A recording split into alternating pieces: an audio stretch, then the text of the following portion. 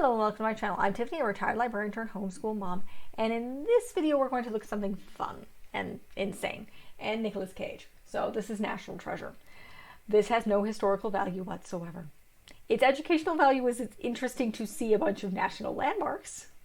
It talks about some very interesting bits and pieces of history, most of which is crazy, but it's fun. It is a very, very fun treasure hunting film. So if you've not heard of this or understand that Nicolas Cage is slightly insane, in this film you had Nicolas Cage's character.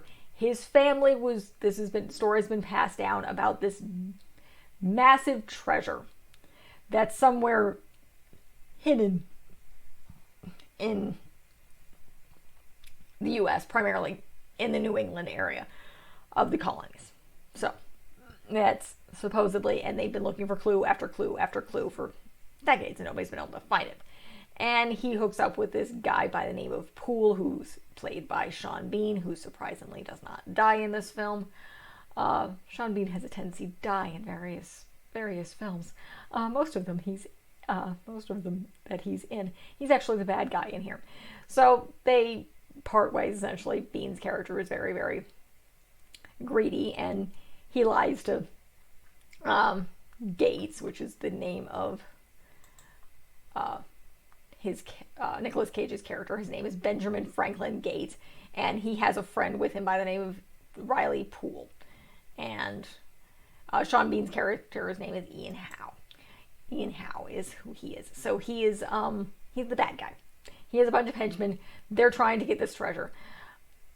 And essentially they found the point where they're going to a ship. It starts off where they're trying to find this ship, and they find this pipe, and it says something, and it essentially sends them to the Declaration of Independence.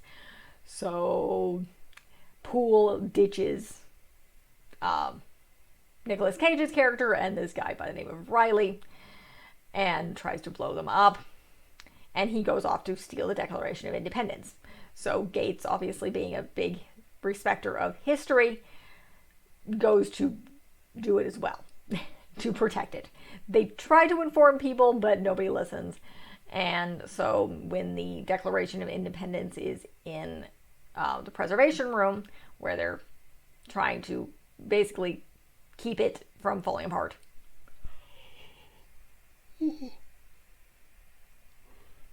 Sorry, I film these at night after my child goes to bed. Periodic yawning. They steal it. There's a car chase. One of the people who was in charge of it, a woman by the name of, she's the love interest, Abigail Chase. So she joins them. There's a big car chase where they're trying to get the Declaration of Independence. They basically get the Declaration of Independence and foul the bad guys. And now it's a race against the bad guys. They go to Gates's father's house, find this clue written on the back of the Declaration of Independence. It sends them somewhere else. I think it sends them to various old Benjamin Franklin letters that Gates's father had and then gave to the National Archives. So they're getting codes off the National Archives, and then they're off to Philadelphia, and then they're eventually, again, chases. They're captured by the bad guys. They interact with the FBI who's chasing them.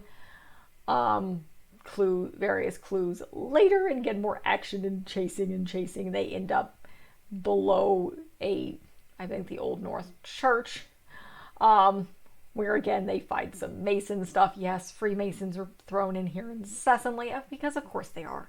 When you're dealing with the old founding fathers and conspiracy theories, the Freemasons are going to be thrown in there, because that's just the way it is. Because there was a lot of Freemasons and building things.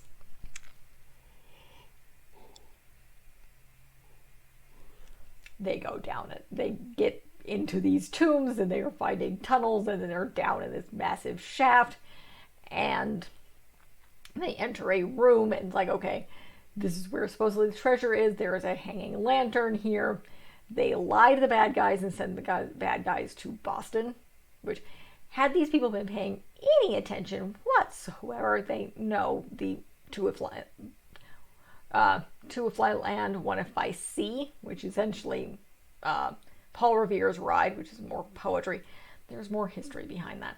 And they send them off, and of course they're abandoned down there, even though they lied. So Howe and his henchmen are basically off to Boston. Gates, his father, who's been kidnapped, and Poole and Miss Chase find the treasure. And basically throwing various clues and down basically below this church where it's been for a very, very long time. So, and then they contact the FBI because they get out. And of course, there's another exit because they've been abandoned down there.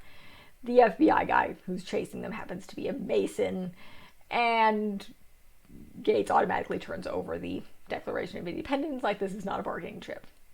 And then it's like, okay, we're going to share because the treasure down there contains scrolls from the Library of Alexandria and a whole bunch of basically history. So a bunch of history artifacts. And it's like, we're going to share this with the world. And he's like, I want the credit to go to us, my family, and Poole, for Chase not to get in trouble and not to go to, I don't want to go to prison. And of course the FBI guy says, somebody has to go to prison. Well, and then of course they have where they sent Howe. It's like, oh yeah, I sent him to break into the Old North Church. So you can go capture him. So they arrest him. But again, Sean Bean, surprisingly, does not die in this. And is very much the bad guy. So he's arrested rather than, stabbed to death or beheaded. See, films I've seen him in. So, it's a very interesting film. The history is kind of funny.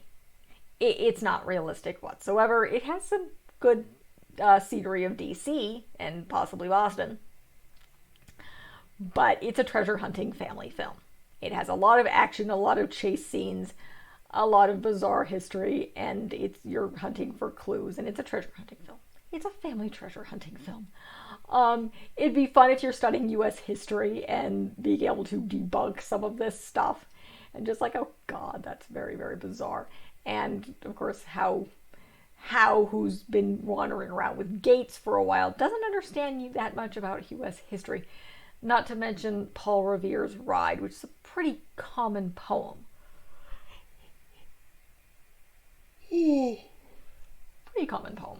So, it's funny. This is not, again, educational. It's a fun family film if you're looking for pretty much any and all ages. There's no real blood or gore or anything in this. There's some heart-stopping moments, but it's all fun. It really is. I have to rewatch the second one to see if it has any value and is not slightly insulting. There's some Native American stuff in there that I don't know if I want to advertise. So this is strictly American history and nonsense.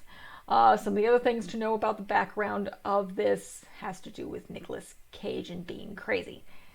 Nicolas Cage, along with his family. Cage is not his last name, it's Coppola. That's his real last name. His uncle is known for doing lots of films and losing lots of money. Nicolas Cage is not immune to this. He earned a lot of money from the National Treasure films. He bought a bunch of stuff in New Orleans. Then he went bankrupt.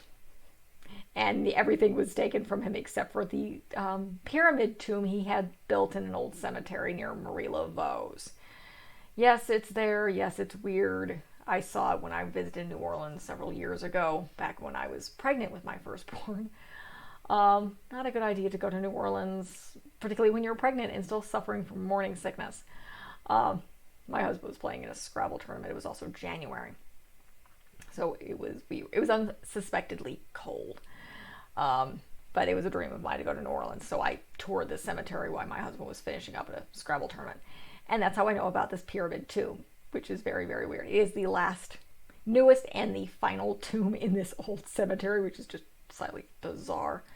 But again, it's interesting backstory to what happened with these films and why on earth Nicolas Cage is crazy, because again, he built a pyramid tomb, and whether or not he's going to actually be buried in it, and it's his only remaining real estate in New Orleans, as far as I know, unless he's bought stuff recently.